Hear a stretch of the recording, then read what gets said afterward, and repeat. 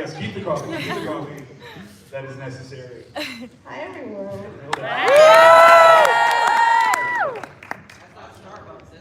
Wow, shots fired. It's not me.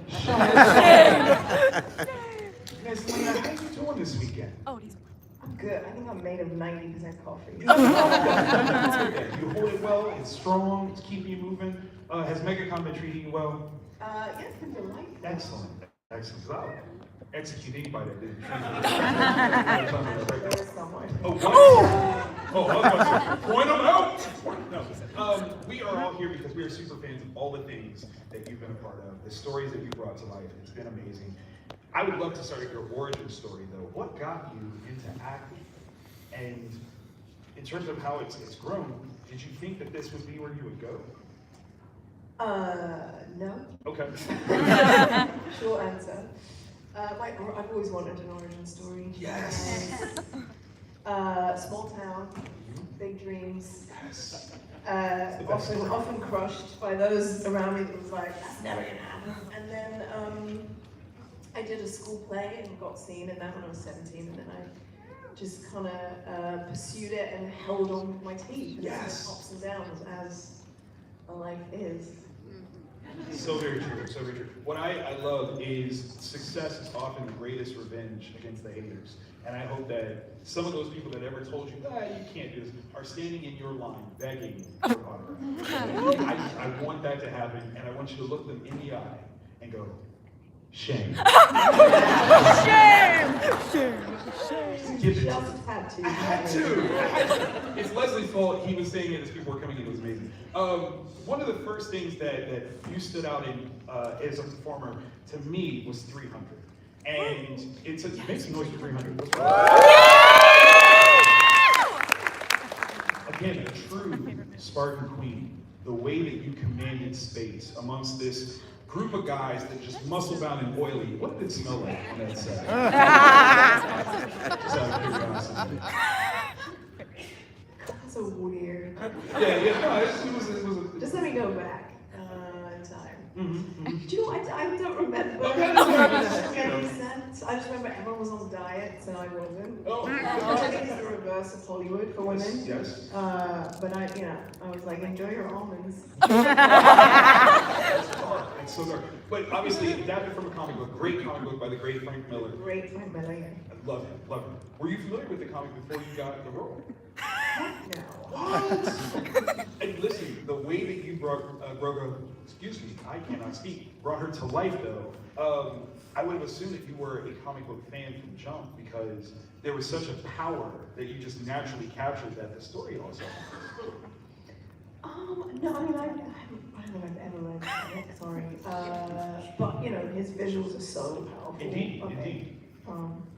Yeah, and Okay. she was written that way. She was written very, very well. Some of the most classic lines, I mean, the idea of any woman that should stir my husband should be, like, that's so powerful and there's so much love behind it. What was it like to kind of build that relationship with Jerry? Yeah, I mean, he's such good fun. I don't know if you've met him, but he's kind of a rare breed. Okay. And we just had a giggle. But I saw Frank yesterday and I was like, we need to do Gorgo's story. Yes! Let's find her now. Please. Because those women were ferocious too. Indeed, indeed. The only true give birth to Spartan men. Like, it's such a great line. Obviously, the This Is Sparta scene is iconic. Can you tell us what it was like to kind of see all that happen, the fun of the slow-mo kick? Did you ever want to get in there and do a couple kicks yourself? Did you? I always do, but I'm always begging for a sword or some kind of murderous action. I think because it was made quite visionary for the time, and the brilliant Zack Snyder was doing it, and so we were kind of just in blue and green screen with this, just trusting him and Larry Fong was our TP. And so I think none of us really knew, you're just in this big kind of space, right? All right, so that's the well, yeah, okay. And someone's, okay. And then you see it and you're like, oh, they really did know what they were doing. It's absolutely amazing. One of the coolest things I think ever adapted from comics to film. Another comic to film. Again, you're telling me you're not like a super comic book head here? Because Dredd, also, again, a very famous UK 2008 series. Your role as Mama, I mean, you talk about brutal.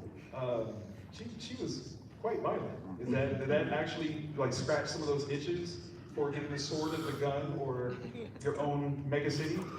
Yes. Actually, no, I think she did push some of my eyeballs out. Yes, she did. Yes, she did. Yes, all right, so I've got a taste there. No, I think Mama was originally written as a male character, and I went and met for it, and they were like, we're just seeing if we can flip it, so I loved playing that. That was really good fun. I just like playing bad guys, you guys. You are quite good at it. But I mean, with this series, you said you weren't familiar with Judge Dredd before. Did you read any of it after to kind of see any sort of the tone of what this world was supposed to be like? No. Totally. So this is what true talent looks like. No, but listen, you're walking into a set that is so mega, so transportive, yes, and immersive. You know, and you've got costume and makeup and all that stuff, and it's like when somebody builds a world, right, it just does something to you. I love that. You walk into it, it's real, you feel it. Yeah. Okay. Was there anyone in particular who you really enjoyed acting against, who really brought out something fun in your performance working with them on that particular movie? I mean, everybody does. It's like even if you don't vibe with someone, you kind of can use that too. Of course. So it's just people are people. You're not gonna love everyone. You know what I mean? That's a lie. That's very good. Another movie or show where you weren't at all a bad guy, in my opinion, the Sarah Connor Chronicles. Again, filling the role of an iconic character. I mean, there is no better mom in all of sci-fi than Sarah Connor, in my opinion. What was it like to tackle that one? I mean, that was very early on. I was sort of, pretty new to it, and I remember auditioning and getting it and thinking, what? And, it was a huge TV show. I'm a Brit from like blue collar, tiny town, and then I end up in, Universal Studios. Of course. Just sort of mind blown.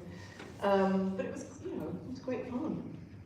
You did such a wonderful job picking up where Linda Hamilton had set the stage. Did you get to talk to her? We did. Ooh. We met, I think like the second year into that, okay. I met Lena Hamilton, and I was like, she's still got bigger guns than I do. She's pretty epic. I mean, she is rather epic. Did Yeah. she give you any words of advice for your portrayal of Sarah? I think we just laughed and smoked a cigarette. That's the advice. Like that's it, right That's there. it. No, it makes sense. It makes sense. Just out of curiosity, do you believe in the concept of Terminator? Are the machines out to get us? Is that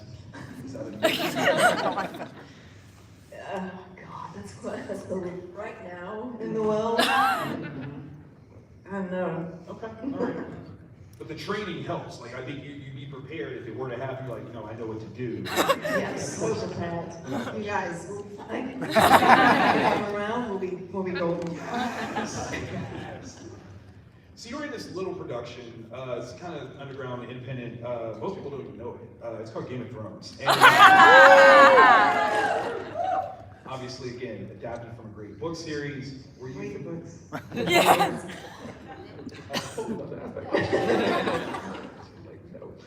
There's a theme. I think there's something powerful to that, right? As an actor, you get to come into a space without any preconceived notions, and you really just kind of find the character, get to build what you need to for what your role is going to be. In the early days, who was Cersei to you? I mean, I remember auditioning, and I found her humor. I found Cersei to be really quite witty, and I think that's why I initially got the role. I think that I didn't take her that seriously. I feel like that's part of her survival mechanism, is kind of finding the darkness funny. Because how else do you survive? You don't. And obviously, out of all the characters, I think Cersei has the most road to travel in terms of shock, in terms of her characterization, relationships, things like that. When you read who her children's father actually was that truly like a, oh wow, we're doing that sort of moment, or this is going to be fun and interesting to kind of bring about? Fun and interesting. Oh wow, that's so naughty. I like that. Yeah, wow, okay. So for you, what was the most fun about playing this sort of role? I mean, there's so much depth to who Cersei is. There's gravitas, there's some danger to it. Anything can happen at any time. Were you ever feared that you were going to die earlier than what actually happened in the series? Can't talk about it. Okay.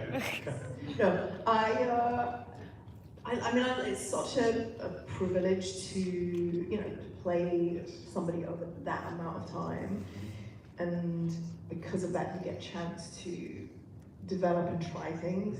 And also, David and Dan, you know, wrote beautifully for us until the end. We all agree. Come on. But no, I loved it. I was never you know, we would get every season, you'd get a script, and you'd obviously be like, okay, I made it. And you'd get invited to a dinner if you were going to die. That became the thing. Or you were like, oh, fuck. Visualize your friends. It's my death state. You know what I mean? Oh. In your head, does Cersei have a favorite child? She had a little thing for Joffrey. What was that more circumstantial even? Like, you know, obviously Joffrey is set up to be the next king, so you kind of dove. But was Joffrey truly the favorite? I think he was probably the favorite. Okay, all right. And I think she felt guilty because she kind of created the monster. Well, yes, a little. Although he's a little bit cute. He's a shitbag. He really was. But I think that's one of the things that makes it so delicious is, you know, when you have these characters that you kind of hate, but you love them all at the same time. There's something so powerful about that kind of writing and dynamic. What were the shooting times for each episode of Game of Thrones? Also, I just have to say, Jack Gleason's play Joffrey is probably one of the most charming, I love it. warm, fun human beings. But yeah, Yeah, you can say that. And he's here. Like per episode, you mean? Yeah. It wasn't that long. No? Like, That's incredible. it's a 7-8 month shoot for every season. Yeah, that's It's pretty tight. And they have three units running all the okay. time. Okay. So that's kind of stellar. Can you They were tell like, us- can you take this wig to Croatia? And you're like, sure. I mean, You're like, don't mind if I do. yeah, travel your own way. Do you have a particular process when it comes to learning your lines for any episode or scene? What is your setup as an actor for how you get that language in your heart and mind? It depends how lazy I'm feeling. I'll be honest, you know, there are some days you get tired and you're like, I'm just going to sleep and learn it in the morning, and then you shit yourself because you're like, oh, it's 10 pages. And then you kind of, you know, grasp it quickly. I mean, sometimes I write it down over and over, Right. but I also don't like to learn tightly because, you know, you do it 20 times Yes. and it gets repetitive, so it's quite nice to kind of find pieces of it. That's brilliant, though. I think there's something natural to your storytelling ability that you have that concept. You're like, okay, I understand this is what's supposed to happen, but to be natural so that it feels natural. I don't want to be stunned. Yeah. This is exactly how I'm supposed to do that, which is absolutely brilliant. Yeah, that you can teach yourself Yes. to do it too kind of familiar, you know? Of course. Are you happy now that you don't have to be so, you know, tight-lipped about things that happen in the show? Yes. Was that It was awful. It's been a few years now. Can you tell us the one time, I'm sure it was just one time, that you let something slip to a friend and you knew you weren't supposed to? Yeah, all the time. I mean, you know what I mean? You'd be like, call them the next day, you're like, don't say anything. That's awesome. Did you tell anyone's death before we got to... Oh, I know. What do you want from me? That is not the Lannister of curiosity, if you could live in Westeros, where would you love to be? Flea bottom. That is the realest answer ever. Yeah. Why? I don't know. If someone was like, "Where do you live?" You'd be like, "Flea bottom." It's like, they know What's that. up? Put your hands to the side a little bit, like, Yeah. Yeah. Yeah, like I can get you in. Love that.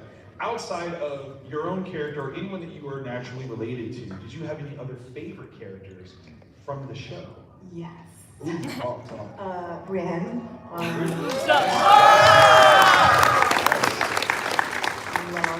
Love.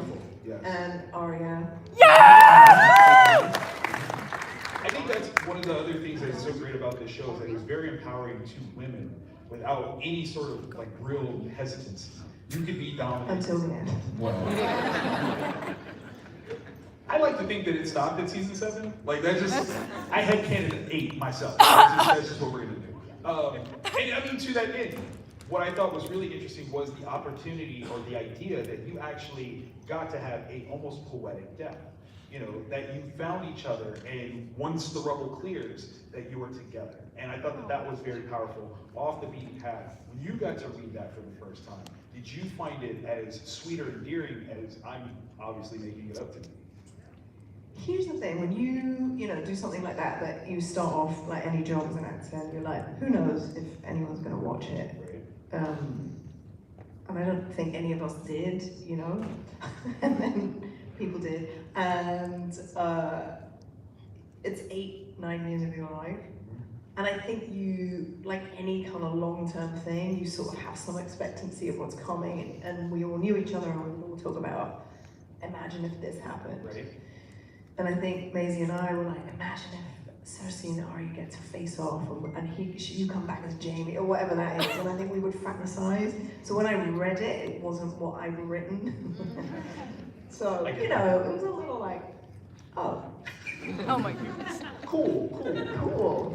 Why not? Sure. I get it. Yeah. No, I totally get it. Out of curiosity. Incest is back.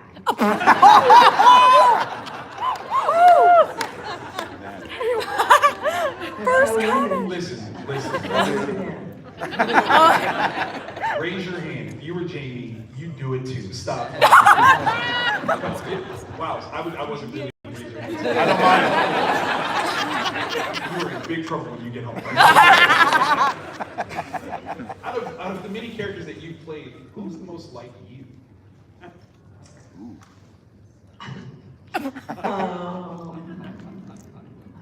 is? I don't know. I mean, I'm trying to think.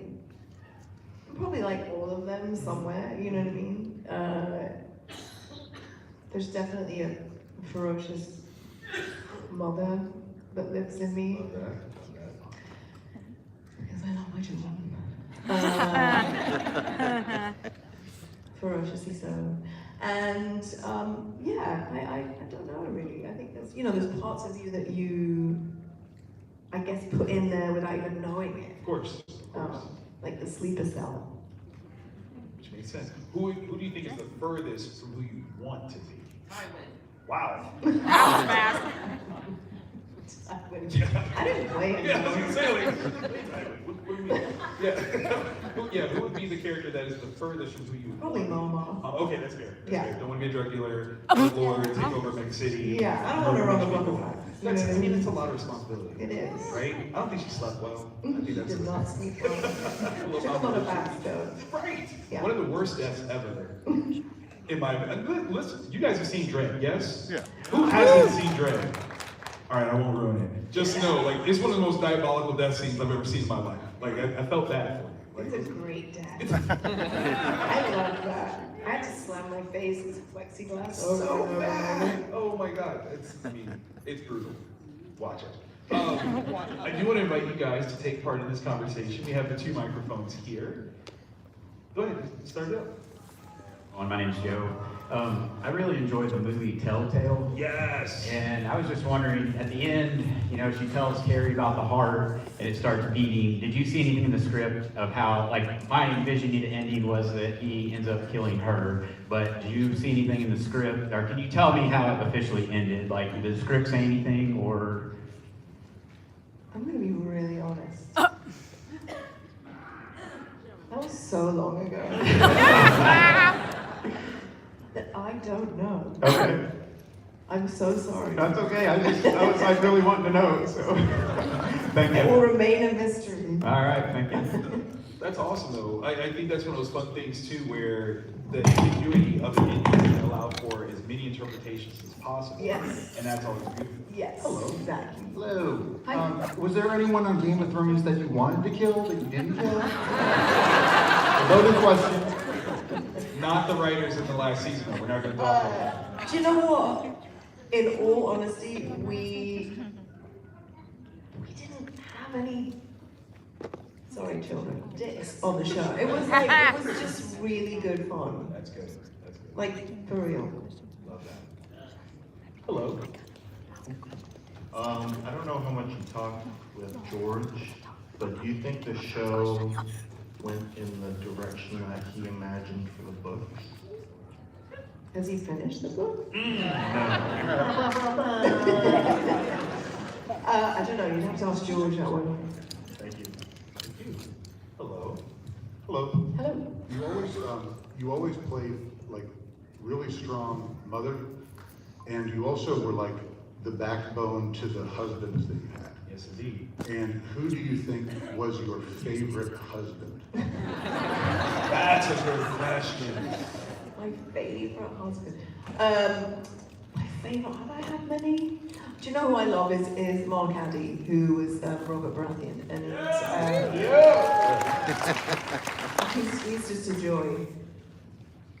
Okay, thank you. Yeah, thank you. Hello. Hi, how you doing? So, all right, so now that time has passed, do you, like, what thoughts and feelings do you have about the last season? And in a hypothetical world, say they said, hey, we're gonna redo it, would you come back and reshoot? I mean, I don't think that's gonna happen, Well, but hypothetical. like I say, I think it was such a sort of high expectation moment for all of, I think for all of us. I think everyone had imagined where these paths would end, you know, that we'd trodden with such kind of dedication. I fantasized about a different way, but wrong it was. If we get through all this, I'm going to ask you what some of your headcanon endings would have been. So be prepared for that. All right. All right. Hello. Hi, hello. So while you were filming Game of Thrones, you guys did a lot of time, a lot of seasons. Did you have a favorite scene that you shot, or something that was the most memorable to you? I mean, I loved all the scenes with Tyrion, and because that relationship was sort of fascinating and you know, layered and really fucked. And I liked all the talky scenes, you know, where we got kind of pages and pages, and you could just get into it and Absolutely. throw all that stuff in there. Well, thank you so much. That's awesome. Thank you. Hello. Hi.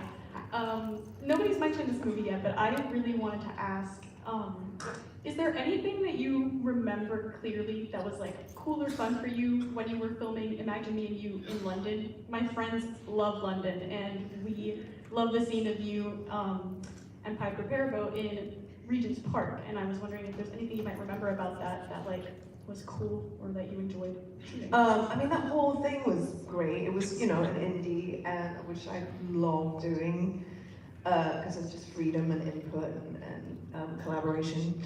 But it was great to film in London. I also love London, and yeah, it was just a really fun crew and cast, and thankfully it's loved. No, and thank you so much for coming. It's one of our favorite movies, so thank you. Aw. Thank you. Hello. Hello, I hope you're doing well. I would love to know if there was any particular actor throughout your seasons on Game of Thrones that when you saw them on the call sheet, you were like, this is going to be a great day at work. Ooh. A great day? Yeah. Yes. Conleth Hill, who was Varys. Conleth, I couldn't do a scene with Conleth without laughing. So I would be like, this is gonna be a good day, but also, I would often say, I don't think Cersei would look at Varys, because I couldn't. So now we can watch it knowing if I have to give a line, sometimes I would just look away, because I was like, I knew Conleth would be going, you know, or just like, Absolutely, thank you. well, Hello. Hello. Based on just role alone, regardless of gender or anything else, if you could choose to play another character on Game of Thrones, who do you think would be the most fun to play?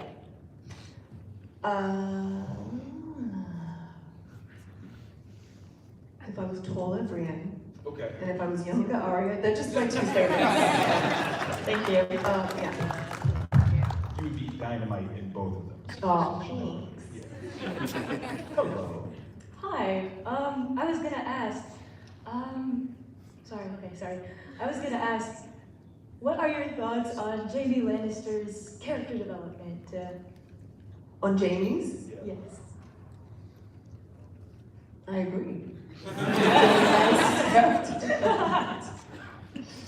Thank you. Hello. Hello. What aspects do you think Cersei and you have in common? Wait, say that one more time. Me and Cersei? Yeah. I mean, motherhood. There you go. I think that's it. Thank you. Yes. I mean, hold on now. Cersei was pretty brilliant in the way that she did play this game. She understood things that I think arguably was supposed to be beyond her station, but because she was in the room, she grasped a lot. I think you grasp a lot and how you move in life. So I'm going to give you that too. Not just yeah.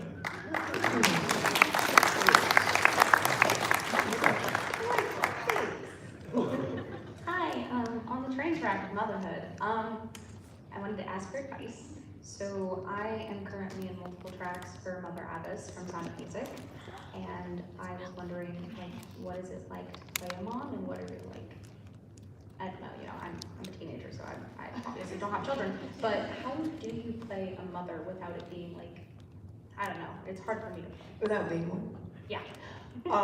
That's a good question. I was thinking about Sarah Connor. I was like, I was not yet a mother when I played her, and I had a teenage son. I think the thing is, it's that thing of an actor, right, where you have to have a relationship with somebody that you care deeply for and are protective of. You just have to kind of think about when you felt that way in your life, about whom, and you kind of transfer it to that being, you know? You just have to be a wide, open, vulnerable empath, and it's brutal sometimes. Great question. Thank you. Hello. I really enjoyed The Abandons, and I know it's not coming back, but the fight scene at the end, who do you think won? You or Gillian Anderson? Me. She said she won. I asked her yesterday, she said she won. She would say We that. had this chat at the vending machine yesterday. Who won in the chat just now? Well, we both walked away like, alright, we'll agree to disagree. Thank you. Hey, Peter Dinklage actually said publicly that from you, he received one of the scariest stares he's ever received from a woman. I was curious if you practiced that, and if so, how?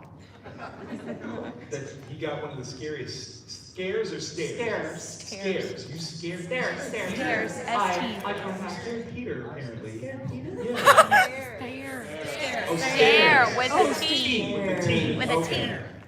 Dude, I fell down those stairs. What? Oh, What's there? Good. That was just natural. That was just a look. Just Peter and I shared a flat when we first went to Belfast on our first season, and he used to pretend to be dead when I came.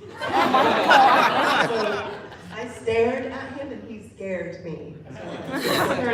There you go. Hello. Hi. Did any souvenirs from the Game of Thrones set accidentally end up in your car trunk? Accidentally. Accidentally. In your possession.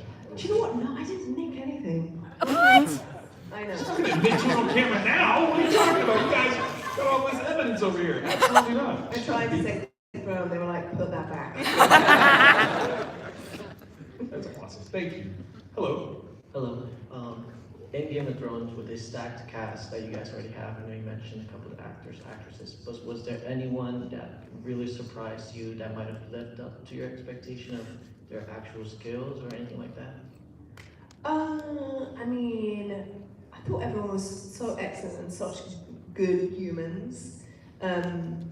Charles Dance and I worked together about 5 million times playing mother and father, daughter and father. So I kind of knew. I think Charles blew me away. Like we got into some stuff as Tywin and Cersei. Yes, so I love that. Thank you. Good luck with the new movie. Thank you. Thank you. Hello. Hello. Okay, so I know you said you haven't read the books, but I was wondering if you know who Taina Merryweather is, and if you do, what did you think about them cutting her from the show? Yep. Good answer. Unfortunate. What do you think about them cutting her from the show? Well, I think that her character added like a lot of insight into Cersei's like softer side, and I really liked what she brought. Oh, was she her lover? Yes, she was her lover. I think I might have said, why is that not happening? Right. Thank you, because when I read those books, Yeah. I was shocked that they cut her out. I was like, Spin off, you guys. Yeah!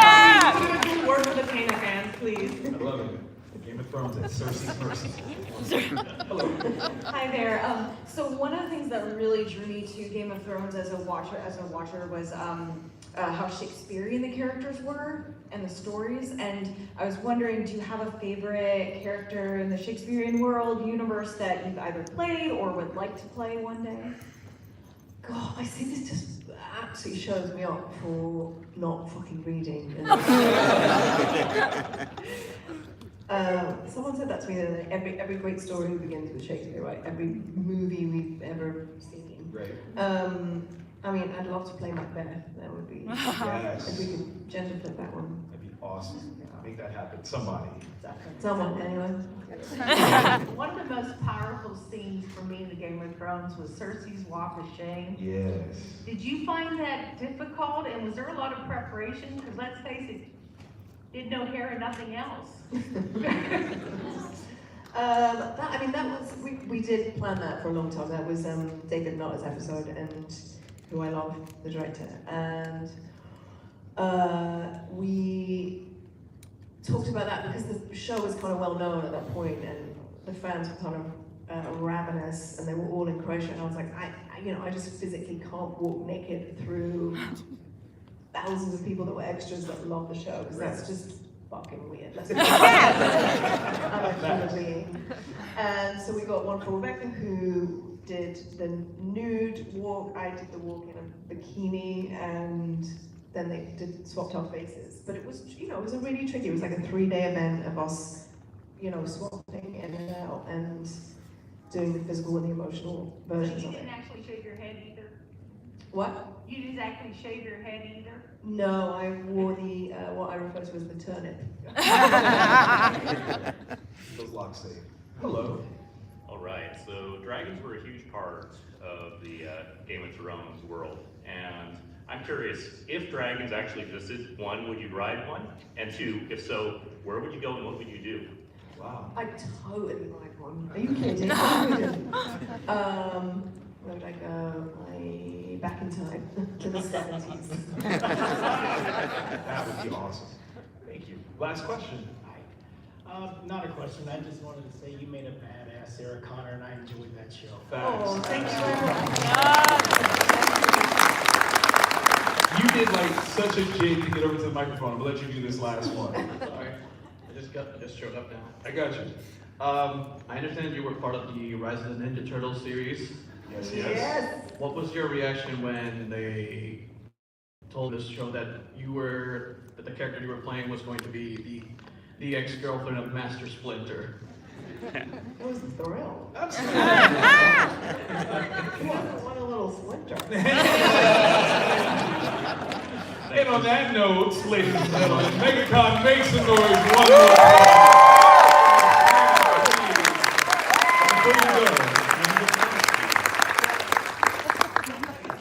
No, not read anything.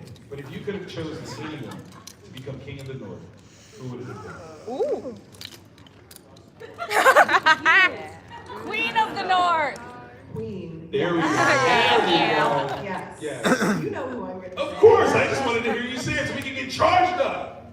Cersei. Yes!